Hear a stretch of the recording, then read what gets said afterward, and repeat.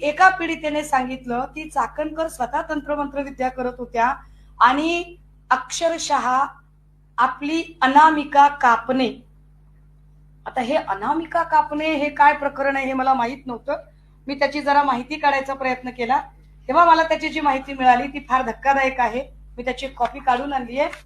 अनामिका कापतात, कशासाठी कापतात बघा. ते तंत्रमंत्र विद्येमध्ये हाताची अनामिका अत्यंत महत्वाची मानली जाते, कारण ती सूर्य आणि शुक्र ग्रहाशी संबंधित असून ऊर्जा वहनाचे मुख्य केंद्र आहे. या बोटाचा वापर मुख्यत्वे मंत्राचा प्रभाव वाढवण्यासाठी, विशिष्ट मुद्रा करण्यासाठी किंवा एखाद्या व्यक्तीला वशीभूत करण्यासाठी केला जातो. या बोटाद्वारे ऊर्जा शरीरात प्रवाहित किंवा शोषित केली जाऊ शकते.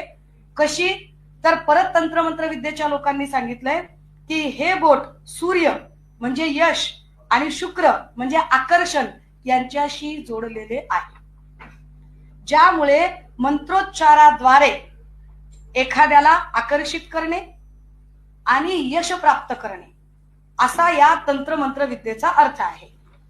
त्यांनी सांगितलं की ताई हे विशिष्ट वेळेला करतात. कधी करतात? हे सोमवती अमावस्येला करतात. हे सोमवती, आम्हाला इतकं काही त्याच्यातलं नॉलेज माहित नव्हतं. आणि मग एक फोटो एका माऊलीने पाठवला, याचा स्क्रीनशॉट बघा, याच्यात तारीख आहे खाली 12 सप्टेंबर 2024. फोटो जर नीट, मी आपल्या सगळ्यांना याची सॉफ्ट कॉपी देईन. इथे एक मोठं बँडेज दिसतंय. चाकणकरांच्या अनामिकेला एक मोठं बँडेज आहे. मी याच्या अलीकडचा पण एक फोटो आहे 9 सप्टेंबरचा. 9 सप्टेंबरला त्या एका कार्यक्रमात बोलताना दिसतात आणि या सगळ्यांच्या तारखा आहेत. हे बघा, इथे सुद्धा बँडेज आहे. हा 9 सप्टेंबरचा फोटो आहे, हा 12 सप्टेंबरचा फोटो आहे. मला कळेना की हा सप्टेंबरचा दिवस कसा आहे. आणि मग हे सगळं शोधल्यानंतर लक्षात आलं की 2 सप्टेंबर 2024 ला सोमवती अमावस्या होती. ज्या बाईंना महिला आयोगाच्या अध्यक्षपदी बसवलेलं आहे त्या बाई 2 सप्टेंबर 2024 ला सोमवती अमावस्येच्या दिवशी स्वतःची अनामिका कापून अशा पद्धतीची तंत्रमंत्र विद्या करतात असं पीडित महिला सांगतात. आणि ही जखम किती दिवस होती, म्हणजे जखम किती मोठी असू शकते बघा. याच्यात तारखा आहेत, कारण हे स्क्रीनशॉट सकट आहे.